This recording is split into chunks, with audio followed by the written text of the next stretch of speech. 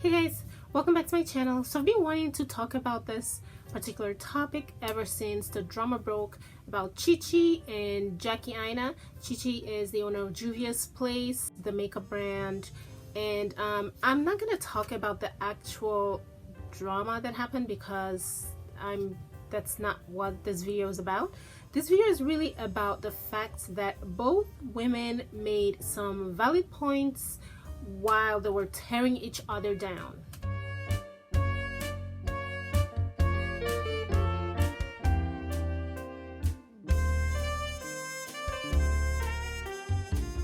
So first, I want to talk about the fact that Jackie Aina publicly called out Chi for, I guess, posting Jeffree Star on her Instagram, on the Juvia's Place Instagram, after Jeffree Star reviewed one of their products.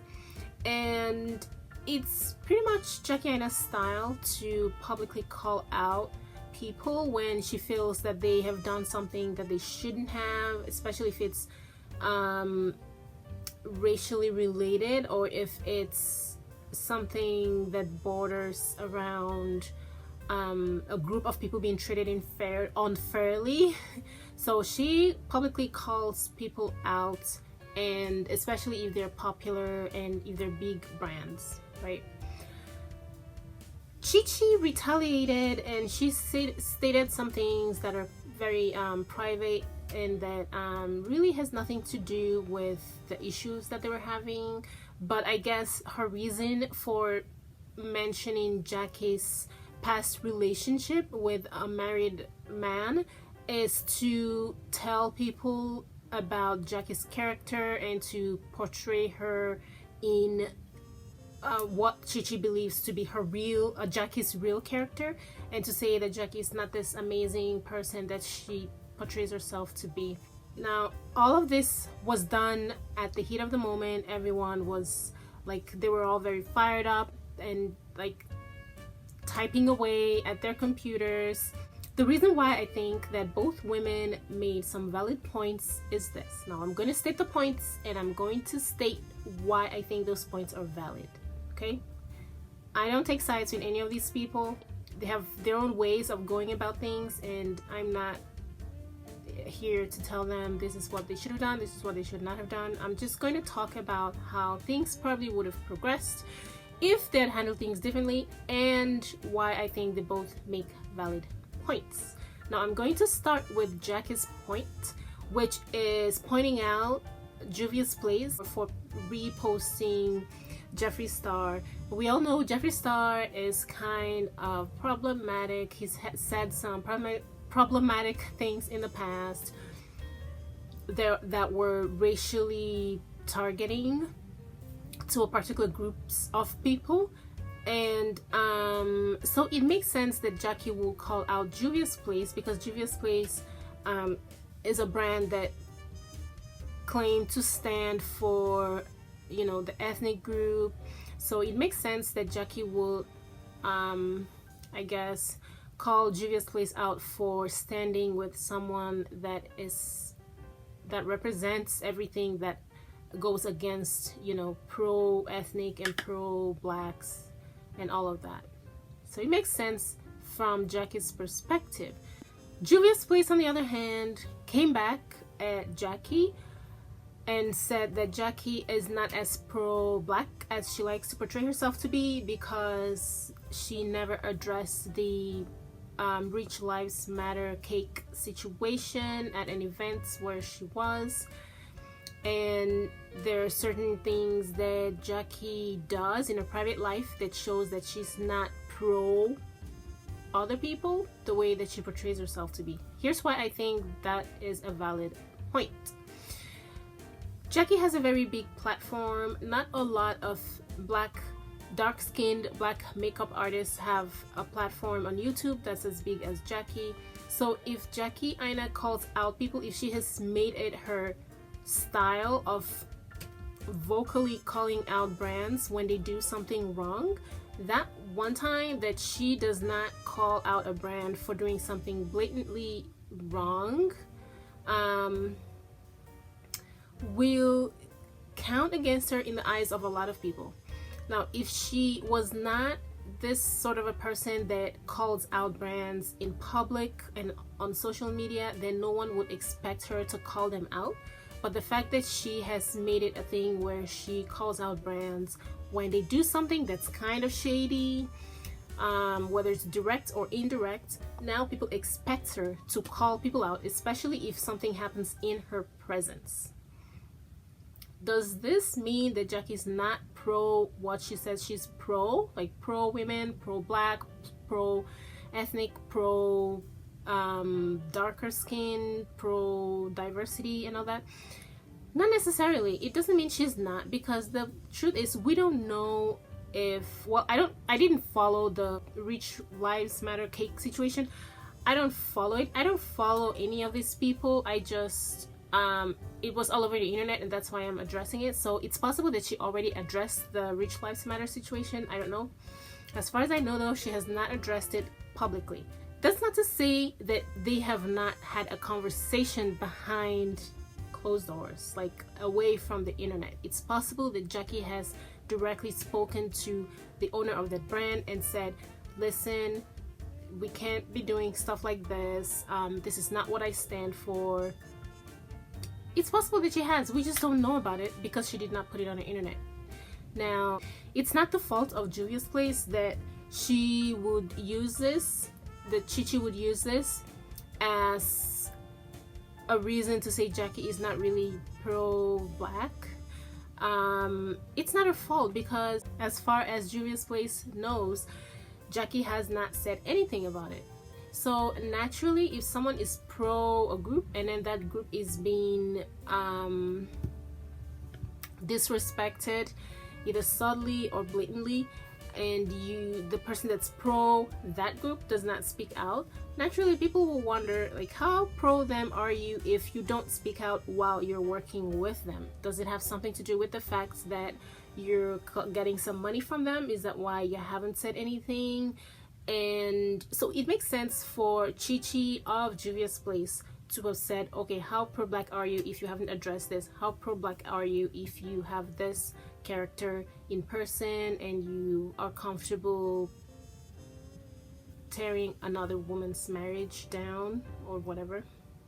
Because, you know, that's what happens when people date a married person, right? It, you know, causes difficulties in the other marriage. So I think both women made some valid points.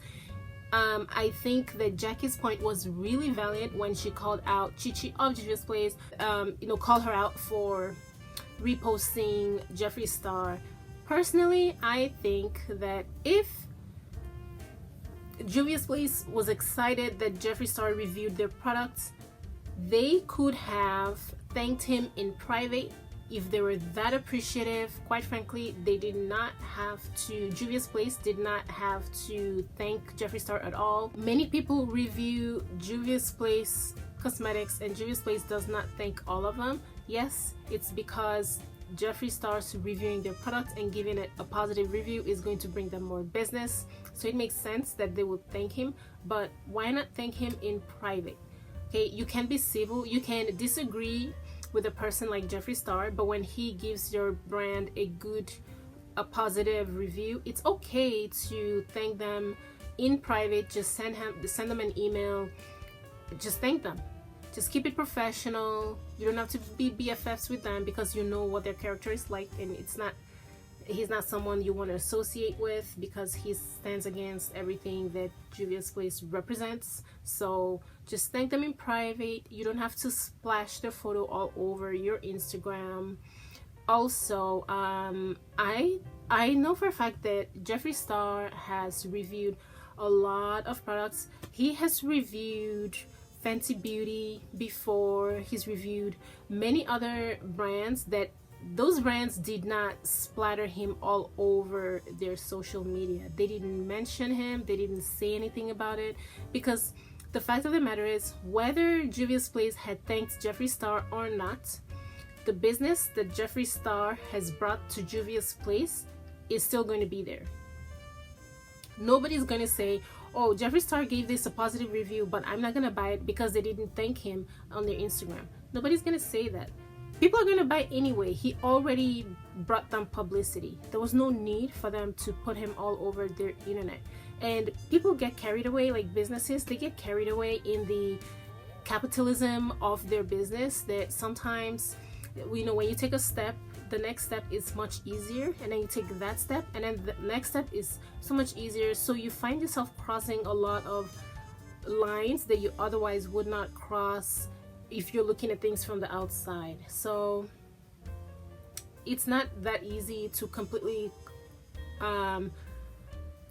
stop people that you don't like from reviewing your product or purchasing your product, or even calling them out when they do the Rich Lives Matter situation, because you have an ongoing contract, and sometimes you have business relationships with these people that are complicated. Sometimes they own a company that owns part of a material that you use for your company, or they co-own. It's more convoluted than people think, and that is why it's okay to be able to keep things professional even with people that you don't agree with. And who knows, in the course of your interacting with them on a professional level, they will get to know you better, and they will your positive nature and your own, like, your positive influence will rub off on them, and they will eventually slowly begin to change based on how you have positively interacted with them. You can begin to change your mindset, and you know, you never know. So it's cutting people off completely is not always the answer to getting them to change their ways. Sometimes positive interactions with them is actually more helpful. However, it doesn't have to be splashed all over the internet like Juvia's Place did with Jeffree Star. I also think that if Jackie had perhaps emailed Juvia's Place privately and said, listen, this is not what your company represents from the outside. It looks very, very bad. You probably are not aware of how people will receive this, but it looks really bad for you to have his photo on your Instagram.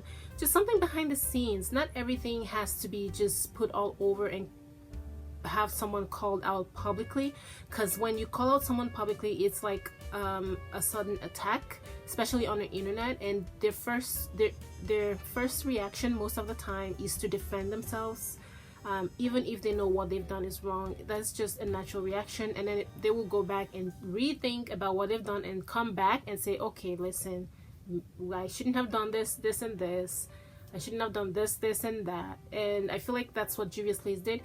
At the end of the day, everyone involved in this are human beings, and they have businesses, and we have to learn to comport ourselves in professional manners, even if we disagree with people. And everyone here made valid points. You know, the way that they went about it is not something that I would advise, obviously, the language that was used and the method and everything. However, everyone brought up some very important points. For instance, Black influencers can use their voice a little bit more with certain issues that are going on in Africa, like the Sudan issue, for instance. Very few people have really brought it to the forefront. What's the point having a huge platform if you can't even occasionally bring attention to some very important matters in your own community? Because what's happening in Sudan should affect all of us, because we're all human beings. And not just the Sudan issue, but there's so many other issues. Like if you're pro a particular group of people, then perhaps you shouldn't be fighting with that group so much, you know. And this goes for most of the influencers or the people on YouTube that I know that have a huge platform. Even gossip channels do this, makeup channels do this. Like, they're constantly fighting and at each other's throats, and it's like there are other ways of handling conflict, you know, that does not involve a fight. There's so many other ways. And so yeah, there people can bring many issues to the forefront. Jackia does a good job of that. bringing certain issues to light through her platform. However, there are other issues that are more important that can be brought to the forefront using the huge platform that these influencers have. Instead of using it to fight each other, they can talk more behind the scenes. I think there should be more communication happening off of the internet, behind the scenes, before we get to know about it, and we shouldn't even have to hear about every little thing. Sometimes that might be the reason why some people post and delete, because sometimes they may post something and someone else will reach out to them and say, listen, this does not look very good on your social media, and they will delete it, and the rest of us will not know why that post was deleted. We might keep wondering, hey, why do they post and delete? Perhaps someone reached out to them and told them, you know, that it does not look good for them to have this kind of post on their social media, and they end up deleting it. So if something like that were to happen, please, can we just try to reach out to people behind the scenes first? And if we feel terribly about what they've said to us, we can, even if we have to bring out their own faults, can we also do that off of social media? Like, do we have to put people's personal life out on social media? It's not necessary. And if you are the first to lash out, odds are you don't get to dictate how the other person is going to react towards you. You don't get to say what they can or cannot say about you. So at that point, you've pretty much lost the reins of how the conversation is going to go. So yeah, I just thought I'd put that out there. I feel like sometimes things just tend to take a certain course based on how people respond to it. Juvia's Place may have started to focus more on the not so dark influencers based on how people react to or receive those I guess the ads and the reviews that these people put out. If the influencers reviews weren't getting positive interactions from the viewers, Juvia's Place will not be using them, you know. So the reason why Juvia's Place is gravitating towards certain types of people is because us, the masses, are responding better to the reviews from these people. That is why a lot of these makeup artists tend to gravitate in a certain direction. If you scroll through Fancy Beauty Instagram, it's getting harder and harder to find a dark-skinned black girl.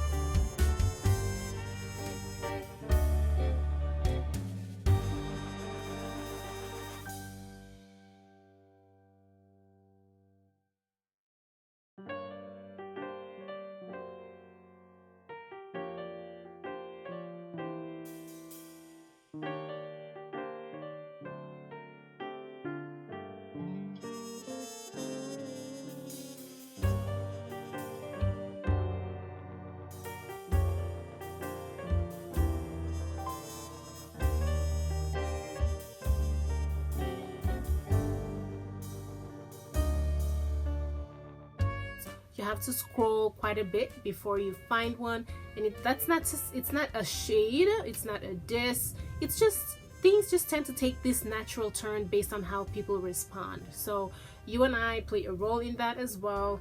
So let's not push one person under the bus and paint them out to be the demon when we all have, you know, skeletons in our closet, and we just have to go about things the right way. That's all I wanted to say. Thank you guys for watching. I'll see you in my next video. Bye guys.